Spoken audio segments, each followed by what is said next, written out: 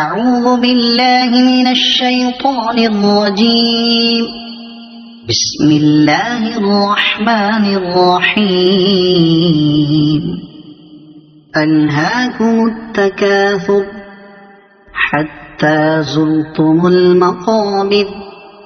كلا سوف تعلمون ثم كلا سوف تعلمون.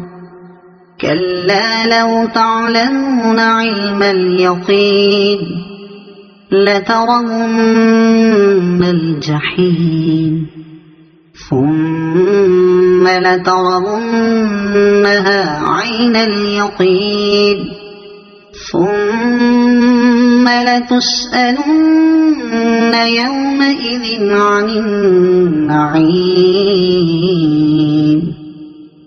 صدق الله العظيم.